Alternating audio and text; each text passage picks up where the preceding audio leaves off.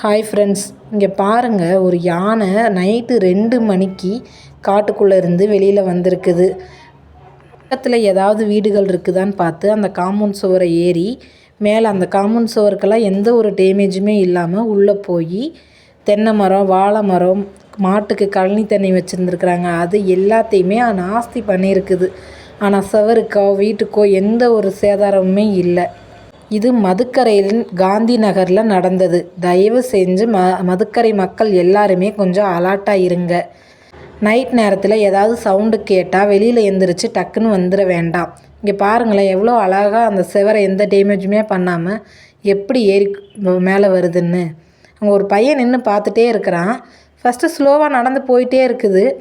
அதுக்கப்புறம் என்ன பண்ணுது, அந்த பையனை பார்த்தோன்னா கொஞ்சம் ஸ்பீடாக துரத்த ஆரம்பிக்குது.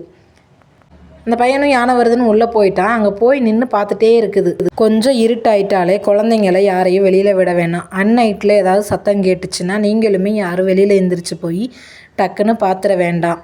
இது பக்கத்து வீட்டில் இருந்த சிசிடிவி ஃபுட்டேஜ் தான் எனக்கு கிடச்சிச்சு. இது நடந்து 2-3 நாள் ஆச்சாட்டிருக்குது. எனக்கு தெரிஞ்ச ஒரு அக்கா நேற்று தான் இந்த வீடியோவை எனக்கு ஷேர் பண்ணினாங்க.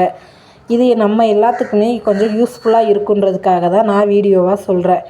2-3 நாளைக்கு முன்னாடி எனக்கு ஒரு செய்தி. சிறுத்தை ஒன்று ஒரு வயசான தாத்தாவை கடிச்சிருச்சுன்னு சொல்லி அந்த தாத்தா போலீஸ் ஸ்டேஷனில் கம்ப்ளைண்ட் கொடுத்துருக்கிறாரு. அவரோ ஹாஸ்பிட்டலில் அட்மிட் ஆகிருக்கிறாரு. வெளிச்சம் வந்ததுக்கப்புறம் பார்த்தா இந்த வீட்டில் எவ்வளோ வாழை மரமெல்லாம் எப்படி இதாகிருக்குதுன்னு பாருங்கள். தென்னை மரத்தை உடச்சிருக்குது. பூச்செடி எல்லாமே கொஞ்சம் நசுக்கி நாஸ்தி தான் ஆகிருக்குது. அதனால் எல்லாருமே கொஞ்சம் அலர்ட்டாக இருங்க. இது ஒரு அவேர்னஸ் வீடியோ தான். தயவு செஞ்சு நைட் நேரத்தில் யாரும் குழந்தைங்கள வெளியில் விட வேண்டாம். தேங்க்யூ. நம்ம வீடியோ பிடிச்சிருந்தா லைக் பண்ணி சப்ஸ்கிரைப் பண்ணுங்கள். பாய்.